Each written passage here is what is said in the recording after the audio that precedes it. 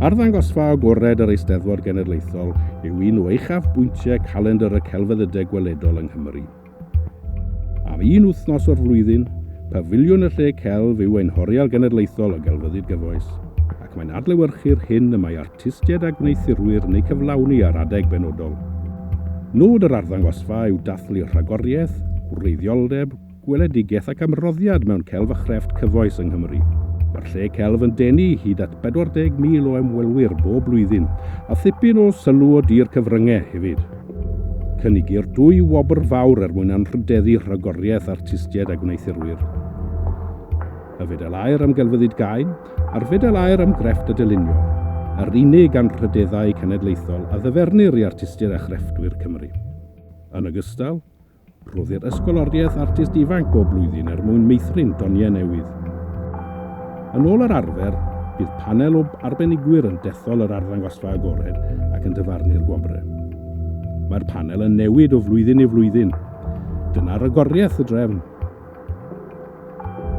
Y 3 detholwr yn Ynys 2017 fydd yr artist Carwyn Evans, y curadur annibynnol Ceri Jones a Jessica Hemmings sy'n athro crefft ym Mhrifysgol Göteborg, Sweden.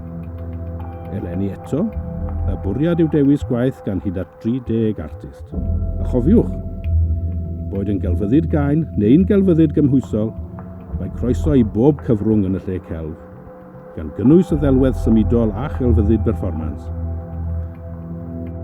Pwy sy'n cael cyfranogi yn yr arddangosfa agored? Wel, gyda'r amcan o fod mor gynhwysol a phosib, mae'r arddangosfa yn agored i'r rhai a aned yng Nghymru, neu ag iddynt riant o Gymru, neu i'r rhai a fi'n byw neu'n gweithio yng Nghymru am y 2 blynedd cyn dyddiad yr Eisteddfod, neu unrhyw berson sy'n siarad neu ysgrifennu Cymraeg. A'r drefn? I ddechrau, mae'n fater o gyflwyno delweddau JPEG ar go bach neu ddisgen, neu, erbyn hyn, mae modd ymgeisio ar-lein hefyd. A'r dyddiad cae holl bwysig, Mawrth y cyntaf, dydd Gwyl Dewi. Yn ogystal â chynnig llwyfan i artistiaid sefydledig, o gael ei dewis, mae arddangosfa agored y Lle Celf yn gamfa bwysig i artistiaid ifanc a'r rheini sy'n dechrau dod i'r amlwg. Mae'r Lle Celf yn yr Eisteddfod Genedlaethol yn cynnig cyfle heb ei ail i arddangos y celfyddydau gweledol gorau i Gymru a'r byd.